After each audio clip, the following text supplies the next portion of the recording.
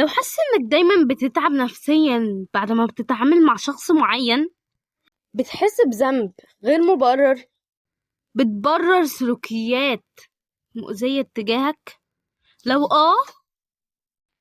فانت غالبا ضحية استغلال عاطفي من غير ما تحس.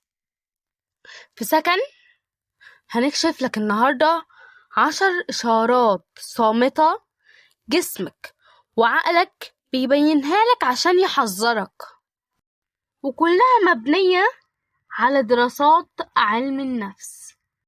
أول إشارة: التعب الدايم. لو خلصت مكالمة مع حد وحس إنك جريت ماراثون، روح اسأل نفسك ليه أنا تعبان كده. الإشارة التانية: اعتذار بلا سبب. لما بتقول آسف لأنك زعلان أو تعبان، كأنك بتعاقب نفسك على إنك إنسان.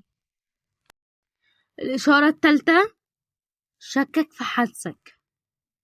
لو كل ما تحس حاجة غلط تقول لا ده أنا بتوهم، دي إشارة من قلبك إنه بيصرخ. الإشارة الرابعة: الهروب من المشاكل. لو هتسكت عشان تريح دماغك يبقى انت كده بتبيع راحتك. الإشارة الخامسة: ضيعت نفسك. لو بتغير رأيك عشان توافقه أو بتخبي هوايتك عشان ما ينتقدكش، انت كده في منحدر خطر. الإشارة السادسة: مشاعر مضطربة.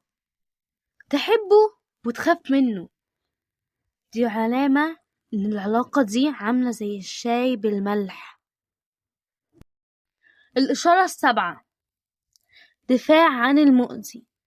لما تبرر قدام الناس وقلبك بيعيط، كأنك بتغسل جرحك بالخل.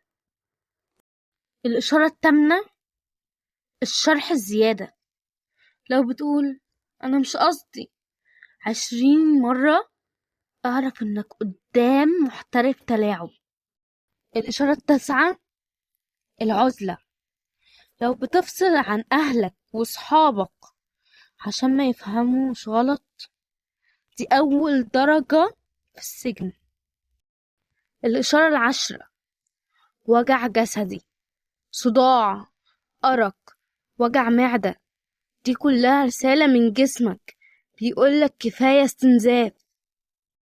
لو لقيت نفسك في الإشارات دي، اكتب في الكومنتس الإشارة رقم كذا، واشترك في القناة عشان الفيديو الجاي خطة الهروب من العلاقات السامة من غير ما تخسر حد، ودوس على الجرس عشان ما يفوتكش حل الإنقاذ. وخليك فاكر، اللي بيستغلك عاطفيا كأنه بيسرق نورك عشان ينور لنفسه.